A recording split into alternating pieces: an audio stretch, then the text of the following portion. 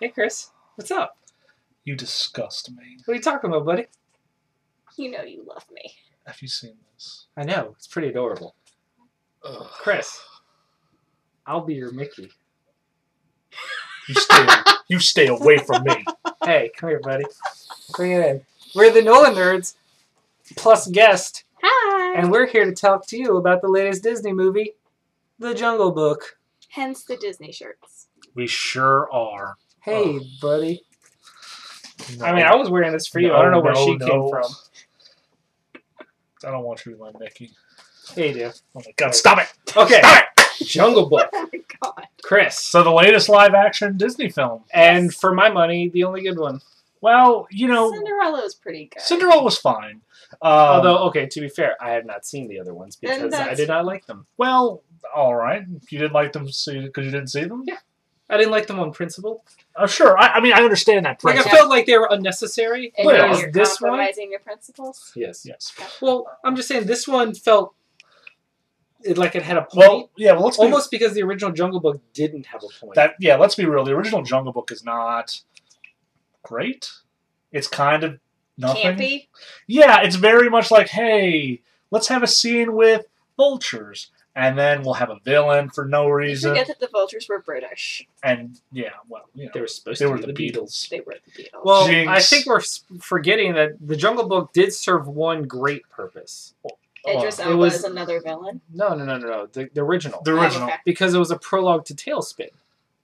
And that'll be its greatest contribution to the Disney It mythos. really is, because the rest of it is just Chris, Jungle Book gave us Cloud Kicker with his bitchin' like thing.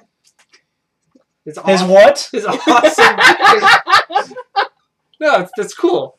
It's awesome. It's Chris. His cloud. His what? Surfer. His- What kind is it? Hey, so let's talk about how awesome that Mowgli was, huh? He's actually my least favorite part of this movie. Really? Really? Well, here's the thing about this movie. I would have thought you would have said Ka. No, I love Ka. I thought Ka was great. I thought Ka was great. I just thought entirely superfluous. Wow, well. Well, no. Here's the thing about this movie. This movie lives and dies on how good the CGI and the vocal acting And of the amazing animals. for everybody. And everyone's great. Mostly. Okay. I have some thoughts. Okay. We'll get to it. But I thought, you know, as an adaptation of the animated movie with kind of some stuff fleshed out, I thought it was really well done. I agree. What are your thoughts? On what? Stuff. That is so vague. Welcome to our show. I really hadn't noticed. Well, let me just say, there were a couple of vocal things that I think are worth mentioning. I thought Idris Elba as Shere Khan was. Oh, by far. I probably wanted the so best. much more of him. So much more. Is there a better person right now than Idris Elba? No. Like, For Shere Khan, no. For well, anything. just in general. Like, if you tell me Idris Elba's voicing somebody, We're I'm gonna be in something. Yeah. Yeah. It's good times. I still get chills when I hear his Pacific Rim speech. Yeah. I think the only two that I'm kind of weak on, I wasn't really thrilled with Christopher Walken, and I wasn't really thrilled with Bill Murray. Mm. Bill Murray, I think, as Baloo the Bear was fine, but the singing voice kind of was just meh. Well, I want to hold that thought about the music because I have a problem with that too. Okay. But I feel like when you hire Bill Murray, you got some kind of baggage to it. Like Bill Murray's not really in it because he wants to be in it. He's just there because he kind of has to be. You don't think Bill Murray wanted to get on that Disney No, train? well, he might have wanted to for the money. I don't, because you hear these stories like he's like of him doing just whatever he wants, Right. when he wants. So I find it just very suspect. Who would you have picked then as Baloo? That's a good question. I think John Goodman. Why not? Just keep it. I don't know. I don't think John Goodman would have. Well, you know, and that's purely off the top of my head. right. I'm just saying that Seth Rogen. I thought Bill Murray. Yeah. I thought Bill Murray was fine, but there's always that lingering thought in my head that he's just, you know, kind of just there because he has to be. Like he's not fully devoted to it. Okay. I will say also, I think Christopher Walken was probably the biggest misstep. I thought he was pretty dreadful. Yeah. It was like Christopher Walken trying to do a Christopher Walken impression. I think Christopher Walken was just being Christopher Walken as a monkey. I thought it was Paul Giamatti for a long time. Really? I did, and I was like, ooh, Paul Giamatti playing another monkey. And then I was like, oh, wait. Okay. It's Christopher Walken. So your favorites in order. would be Idris Elba, Yep. Ben Kingsley, Yep. right. Lupita Nyong'o, Nyong'o, I think. Yeah. and that's probably the top 3. Okay. But So, but also before I talk- ScarJo. Right. Yo, In her brief moments, she was really good. I wish there was more of her. So, what was your take on the music? With the live action, especially after the Cinderella one, I'm not sure I liked that they put the songs in.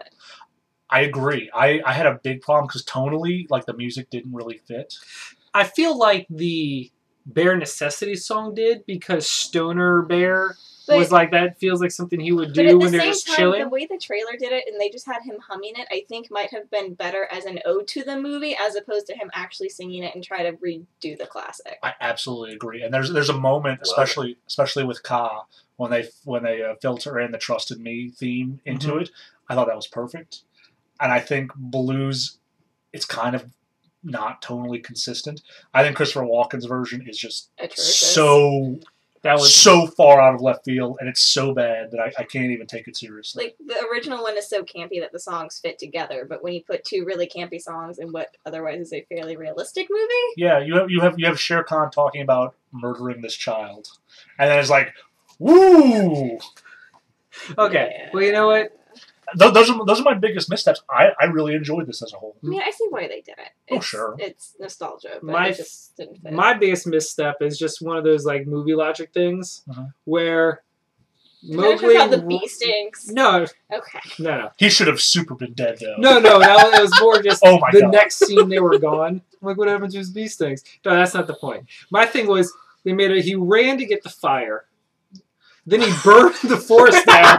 And then he's like, Spoiler alert. fire! Spoiler Eh. alert. He throws the fire away. Well, you know what? So he burns the forest down and gains nothing from You know- it. To be fair, fire does have good properties for the forest because then everything will grow Right, but again. I mean, like, in Yay. terms of, like, why he got it and then caused the forest fire and then goes, you're right, Shere Khan. I don't need this. Well, you know what I like about that is that it kind of fits in to the ending of the movie because the ending has changed from the Right. animated. Oh, of course. And And I like that they tied it to the beginning. and the notion of him seeing what Man's Fire did and then rejecting it, I really liked. I thought that fit in very nicely with the ending that they gave us. I just thought it was funny. Especially with the elephants, because the elephants are a very interesting, consistent tie-in with Yes. respect to them creating the jungle and in the end healing the jungle, but you have to respect Mother Nature.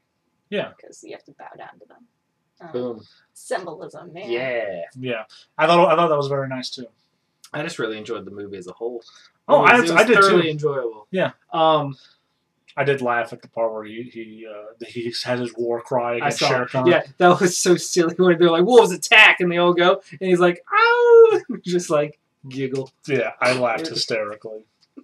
I felt bad because like the rest of it's really good, and that's the one I just. You know couldn't what part hold I in. did like that they wove in that wasn't in the original was his usage of tricks And throughout the tools. movie, Yeah. and how that played a big role. But one thing I did find interesting was that some animals couldn't talk. And I felt like the decision about who could was very arbitrary. That kind of bugged me. Because every animal talks, and then all of a sudden just 3, what were those? Like mongoose?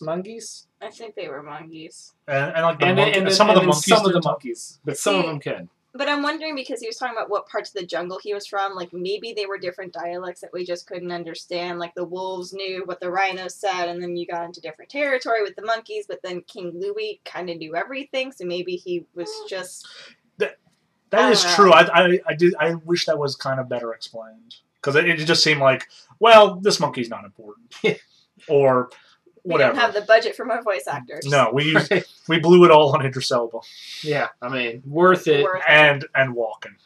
Not as worth much. it. I like walking until he started singing. I wasn't really thrilled with him before that. I the kind of gangster tone I for want- Louis.